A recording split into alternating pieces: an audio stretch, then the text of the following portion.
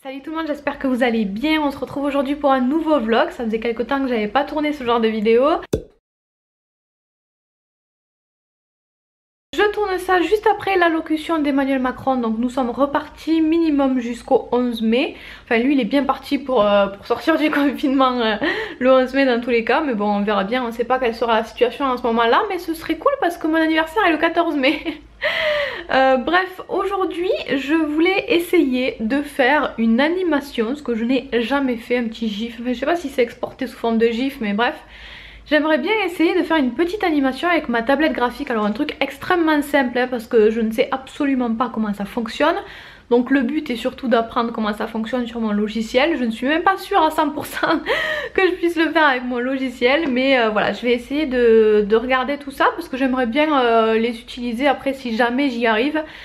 Sur ma prochaine vidéo, d'habitude je peux pas passer du temps sur mes vidéos, là du coup j'avais envie pour une fois de prendre un petit peu de temps pour apprendre une nouvelle chose, ça me ferait plaisir.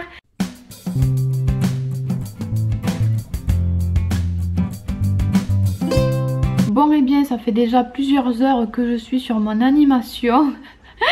Et en plus elle est très moche, c'est à dire que je passe tellement de temps sur l'animation en elle-même, je connais pas encore le truc. Et puis même en fait j'ai 1, 2, 3, 4, 6 images pour un tout petit dessin moche.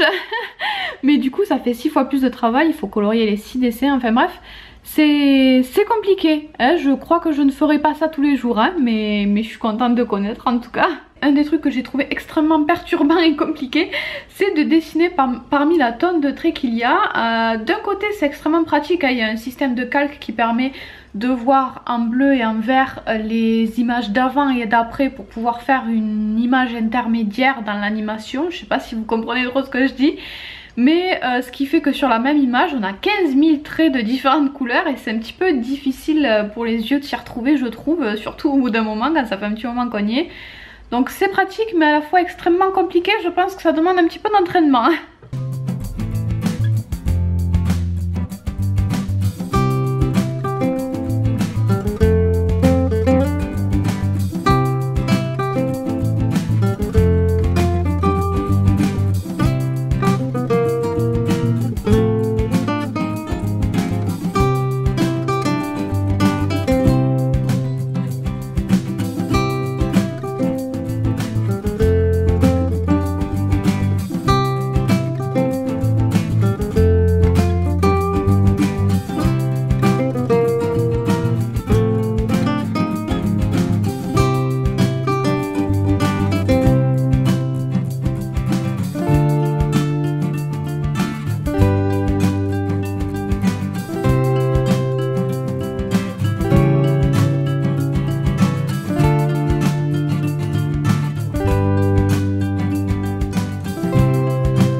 Je ne sais pas si vous allez m'entendre avec ce truc sur la tête, mais je suis donc en train de faire des tests. Ah ouais, quand on respire de l'air, c'est pas pratique. Si je dois en fabriquer moi-même, j'ai pas envie de les faire dans le rush. Donc voilà, j'avais envie de faire quelques tests avec différents matériaux et j'avais tout simplement envie de voir si j'étais capable d'en faire en fait. Bonjour, nouvelle semaine, aujourd'hui on est lundi. Avec toujours un temps atroce, ça fait plusieurs jours qu'il pleut et je crois que ça va durer. Donc c'est un petit peu déprimant parce que ma maison n'est pas très lumineuse. Donc voilà, faut faire avec. Mais du coup je suis désolée si je sais pas ce que ça va donner à la caméra, mais c'est extrêmement sombre chez moi. Bref, je voulais revenir 2 secondes sur les masques que vous avez certainement un peu aperçus juste avant. Donc j'ai d'abord fait celui-ci. Celui-ci j'y ai mis de la microfibre à l'intérieur parce que j'avais entendu des infirmières qui disaient que ça pouvait servir de filtre. Mais j'ai l'impression que ça va être un petit peu trop épais, surtout que ça va tenir trop chaud en fait. Donc on verra, j'essaierai de le porter mais je pense que ça va être un petit peu trop. Mais sinon il ressemble à ça, je l'aime beaucoup, je le trouve très mignon et surtout ça a l'air pratique quand même. Là il a l'air plutôt petit mais ensuite quand on le pose sur le visage il suffit de le déplier et ça se met facilement à la forme du visage. Donc je trouve en tout cas le concept assez sympa. Donc moi je n'ai pas, enfin j'ai 2 machines, j'ai une surfileuse et une machine à coudre. Mais ce sont les machines de ma maman, je ne sais absolument pas m'en servir et j'avais pas envie de me lancer là-dedans en ce moment. Donc j'ai tout cousu à la main. Et ensuite j'ai fait celui-ci, mais celui-ci est un petit peu plus léger. Il n'y a pas de microfibre à l'intérieur. J'ai quand même mis 3 couches pour que ce soit... que ça puisse protéger au maximum. L'Afnor je crois recommande 2 ou 3 couches. Et d'ailleurs le modèle, c'est le modèle aux normes Afnor également. Pour les réaliser, j'ai regardé une vidéo que je vous mettrai en lien juste en haut et dans la barre d'infos, que j'ai trouvé très bien expliqué, mais j'ai pas suivi exactement la vidéo comme d'habitude. J'ai modifié certaines choses, j'ai modifié légèrement le patron et puis j'ai modifié certaines choses puisque moi je les ai réalisées à la main et non à la machine à coudre. Mais sinon c'est de cette vidéo que je me suis servie. Et j'ai utilisé également du matériel que j'ai trouvé dans les affaires de ma maman. Sauf pour les doublures derrière, ce sont des vieux t-shirts débardeurs que j'ai retrouvés.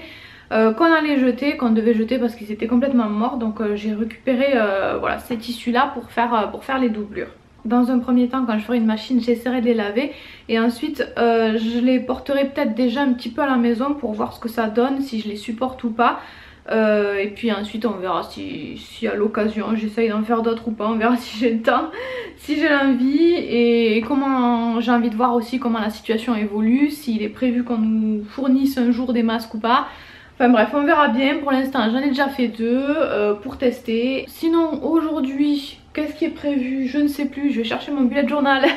Rien d'incroyable pour aujourd'hui, j'ai beaucoup de choses à faire mais c'est plein de petites choses. Il faut que je modifie une photo que je voulais utiliser pour Instagram, il faut que je commence à monter ce vlog, il faut que je range plein de petites choses. Je vais limer mes ongles également parce que je pense faire une vidéo peut-être nail art bientôt. Enfin bref, voilà, rien de particulier, plein de petites choses à faire. Et je vais tout de suite faire un petit peu de ménage parce que les chats sont en train de perdre leurs poils et c'est une horreur, il y en a partout.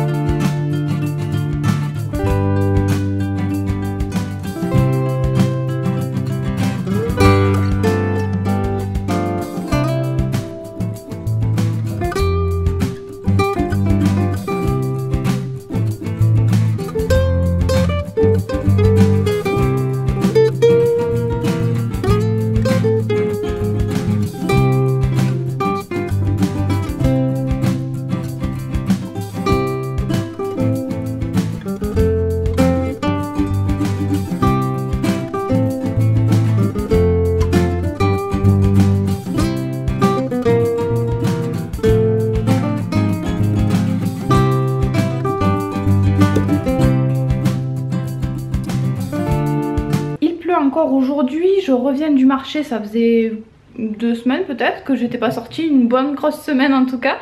Mais j'avais pas du tout envie de sortir avec le temps qu'il fait, ça fait maintenant une semaine qu'il pleut, c'est désespérant.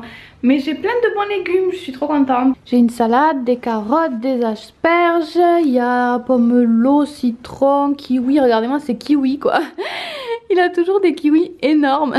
J'ai aussi pris un citron parce que je voulais faire une recette extrêmement simple et rapide que ma maman faisait avec des pâtes que j'aime beaucoup. C'est cette recette là si ça vous intéresse. Donc c'est des pâtes au citron mais il y a aussi du parmesan et du basilic. Et comme j'ai trouvé du basilic la dernière fois lors des précédentes courses, c'est l'occasion. J'avais envie de refaire ça.